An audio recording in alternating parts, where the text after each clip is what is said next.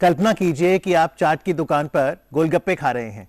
एक गोलगप्पा आपके मुंह में है, दूसरा आपकी प्लेट में, और तीसरा गोलगप्पा लिए भैया खड़े हैं। टेंशन होना लाजमी है। और अगर इसी एनालॉजी को आप परीक्षा की नजर से देखें तो पहला पेपर आने वाला है, दूसरे की तैयारी पूरी नहीं, तीसरे की टेंशन। लेकिन यहाँ पर अगर हम समय रहते प्रिपेयर कर लें तो हमारी मानसिक स्थिति भी अच्छी रहेगी। तो कैसे प्रिपेयर करें एग्जाम्स के लिए, ये बताने के लिए डीडी मॉर्निंग शो में आज हमारे साथ हैं श्रुति पांडे जी। नमस्कार। नमस्कार। आप एक साइकोलॉजिस्ट हैं जी। तो श्रुति जी, अब जब सीबीएसई ने 10वीं और 12वीं परीक्षा बोर्ड की डेट शीट घोषित कर दी और शनिवार 15 फरवरी 2025 से पहला पेपर इंग्लिश का शुरू हो जाएगा, 2 महीने पड़े हैं, क्या तैयारी करें यहाँ से? इस टाइम पे सबसे ज़्यादा इम्पोर्टेंट है हमारे लिए हमारा स्केड्यूल फिक्स करना कि हम पूरे दिन कैसे स्पेंड करते हैं। और आजकल बच्चे बहुत सारे ट्यूशन क्लासेस में भी जाते हैं शाम को, तो उनके लिए टाइम निकालना बहुत मुश्किल हो जाता है।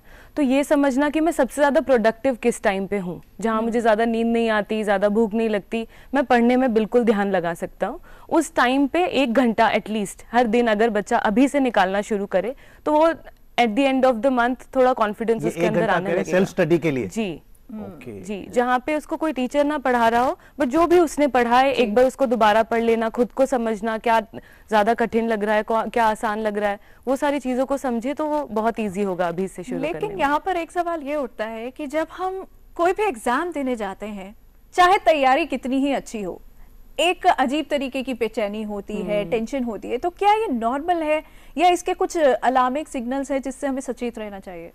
जी, ये बहुत अच्छा सवाल है। पहले तो स्ट्रेस हमारी लाइफ में सिर्फ बुरा नहीं होता, स्ट्रेस अच्छा भी होता है, और अच्छा स्ट्रेस तब तक हमारे लिए वर्क करता है जब तक हमारी प्रोडक्टिविटी बनी रहे। फॉर एग्जांपल, आप किसी चीज़ के लिए प्रिपेयर कर रहे हैं, आप प्रिपेयर तभी करेंगे जब आपके मन में स्ट्रेस हो, आपको लगे कि मुझे बेटर परफॉर्म करना है।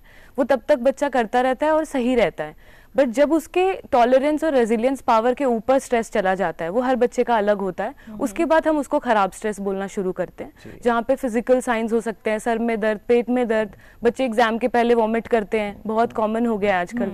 तो वो सारी चीजें स्टार्ट होती हैं। उसके साथ ही ब्रेन फॉग होना, ध्यान नहीं रहना, कंफ्यूजन हो जाना कि ये तो ऐसा था, ये वैसा था, और कई बार इसी वजह से बच्चे पेपर में ज्यादा मिस्टेक करते हैं। जी, और इसलिए बहुत जरूरी है कि एक तो हमने बताया आपको कि सेल्फ स्टडी जरूर करें, दूसरा हम देखते हैं कि ये वक्त है मॉक टेस्ट करने का। अब यहाँ पर क्योंकि जो पेपर आपने देना है बोर्ड का वो 10:30 से 1:30 बजे है सुबह, जरूरी है कि मॉक टेस्ट हम उसी टाइम में करें?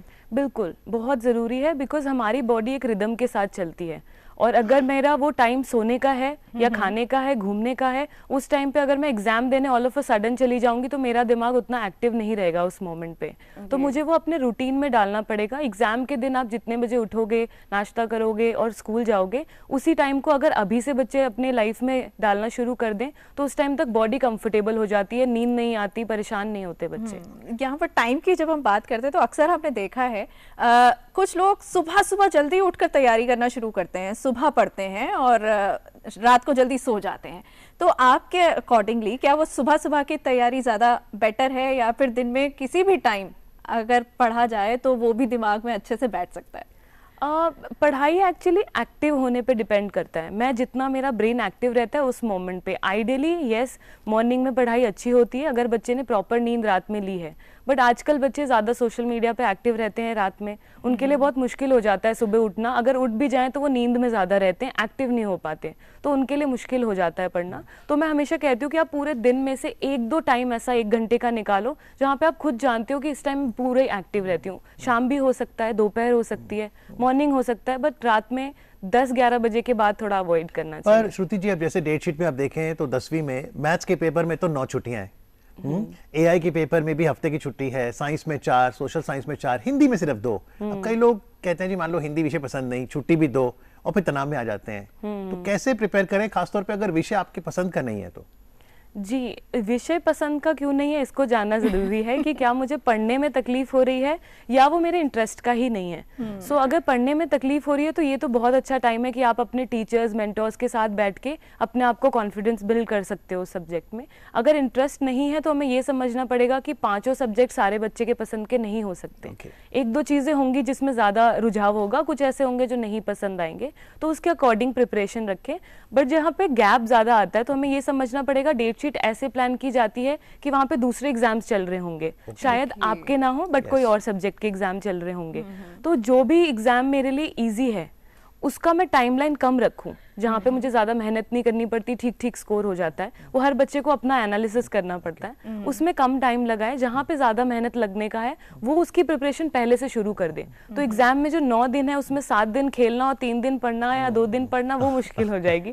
तो प्रोडक्टिविटी बनाए रखनी चाहिए। वैसे मेरे टाइम पे अगर वो मैथ्स में 9 दिन की भी छुट्टी होती ना तो वो भी मेरे लिए कम थी। जी बिल्कुल। लेकिन वो जो 9 दिन है, एक वो जो सब्जेक्ट जिससे आपको सबसे ज्यादा घबराहट होती है, और ज्यादातर हमने लोगों को देखा है कि मैथ्स को हवा समझते हैं, उससे बहुत घबराहट होती है, उसके लिए प्रिपरेशन के लिए ज्यादा टाइम मांगते हैं। लेकिन अब आपको अच्छा खासा टाइम मिला हुआ है, गैप मिला हुआ है, स्टिल आपके दिमाग में बार बार वो नर्वसनेस है। अगर मैं अपनी बात करूं तो मुझे नींद ही नहीं आती थी रात को, मुझे पसीने आते थे, ज्यादा स्वेटिंग होती थी सोते सोते, मैं संभाल नहीं पाती थी उस स्ट्रेस को। तो क्या करे स्टूडेंट अगर किसी के साथ ऐसा होता है? तो एक्चुअली बच्चे जब सब्जेक्ट को डेंजर मान लेते हैं तो body flight and fight mode पे चली जाती है और फिर वैसे ही रिस्पॉन्स देने लगती है। घबराहट, पसीने आना, नींद ना आना, भूख नहीं लगना, ये सब शुरू हो जाता है।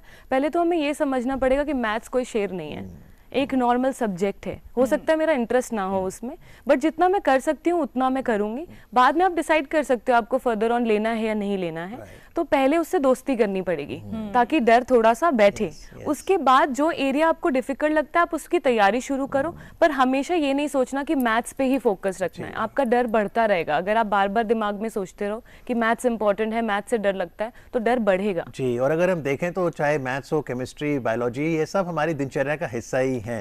लेकिन जब एग्जाम में आप बैठते हैं, चाहे जैसे मॉक टेस्ट में अभी या फिर जब एग्जाम्स होंगे, कभी कभी लगता है मुझे कुछ नहीं आता। थोड़ा गाइड करिए कि कैसे हम ट्रिगर करें कि जो पूरे साल हमने मेहनत की है वो मेमोरी हमारा साथ दे जाए। जी, पहले तो अगर अंडरस्टैंडिंग अच्छी है तो मेमोरी इंफॉर्मेशन को रिट्रीव इजीली कर पाती है। तो हमें हमेशा कहते हैं कि मगअप करने की जगह आप थोड़ा समझने की कोशिश करो, वो एक बेटर तरीका है। उसके साथ में बहुत सारे छोटे छोटे ट्रिक्स हैं जो हम अपने लाइफ में यूज़ कर सकते हैं जब भी कुछ याद करना हो। फॉर एग्जाम्पल, पढ़ते टाइम मेरे आसपास का स्पेस कैसा था, मैं कौन से बॉटल से पानी पी रही थी, किस पेन से लिखती थी, वही चीज़ें अगर मैं अपने एग्जाम टाइम में लेके जाऊं तो वो मुझे एक एसोसिएशन बिठाएगा, वहाँ पे कंफर्ट फील कराएगा, तो वहाँ पे मेरे लिखने का तरीका बेटर होगा। सो नया पेन खरीदना, सब कुछ नई नई चीज़ें लेके जाना एग्जाम में ज़रूरी नहीं होता। बच्चा जिस चीज़ से कंफर्टेबल है वही अगर वो लेके जाए तो उसके लिए बहुत बेटर होगा। एग्जाम में जैसे पेन तो वो ले जाए कंफर्टेबल जितने हैं, साथ में वाटर बॉटल या फिर जैसे चॉकलेट्स वगैरह ले जा सकते हैं? बिल्कुल ले जा सकते हैं। वहाँ पे कुछ रिस्ट्रिक्शंस होती हैं, गैजेट्स एंड ऑल नहीं ले जा सकते, बट जो बेसिक आप चीज़ें हैं वो डेफिनेटली ले जा सकते हो। अगर आपको लगता है कुछ इंपॉर्टेंट चीज़ है, कोई मेडिसिन है या कोई इंपॉर्टेंट चीज़ है जो आपको खानी होती है, तो आप अपने इन्विजिलेटर को दे सकते हो। एंजाइटी कम करती है चॉकलेट खाना? करती है एक्चुअली, थोड़ा सा उस टाइम पे आपका कंसंट्रेशन बूस्ट कर देती है इसलिए। बट बच्चों को एग्जाम के पहले कैफीन, सोडा, एनर्जी ड्रिंक्स ये सब बिल्कुल नहीं लेना चाहिए क्योंकि वो एंजाइटी बढ़ाती है। हम जग तो जाएंगे बट बढ़ा देगी वो एंजाइटी। यहाँ पे हम डार्क चॉकलेट की बात कर रहे हैं। जी बिल्कुल। तो फिर यानी कि स्टडी के दौरान, क्योंकि पढ़ते पढ़ते भूख तो लगती है, तो उस दौरान ऐसी कौन सी न्यूट्रिशियस चीजें हम खाएं ताकि मेमोरी पावर भी इंक्रीज हो और हम जागे भी रहें? सबसे ज्यादा बेस्ट होता है सीजनल फ्रूट्स खाना। वो आपको जगा के भी रखेगा और आपका काम चलता रहेगा। और उसके साथ में आप नींबू पानी पी सकते हो, तो उससे जो हम कैफीन या चाय इन सब से जो चाहते हैं कि वो हमें जगा के रखे, वो फ्रूट्स कर देते हैं नेचुरली। तो अब बच्चा हमेशा खाते टाइम अगर फ्रूट्स रखे और उसके साथ में पढ़ाई कर रहा है तो वो बहुत हेल्प करेगा। एक और टेक्निक है जो जरूर स्टूडेंट्स नोट करें और ये है माइंड मैपिंग। जैसे ही आपका क्वेश्चन आता है ना, एकदम लिखने में गलती होती है, सिली मिस्टेक्स होती है, पहले थोड़ा स्ट्रक्चर कर लें। क्या है माइंड मैपिंग? माइंड मैपिंग होता है, जैसे आपने अभी कहा था कि हमारे सारे सब्जेक्ट हमारे लाइफ में हर जगह है। यहाँ पे फिजिक्स भी है, मैथ्स भी है, सब कुछ है जो भी हम लाइफ में यूज करते हैं। अलग अलग कुछ भी नहीं चलता लाइफ में।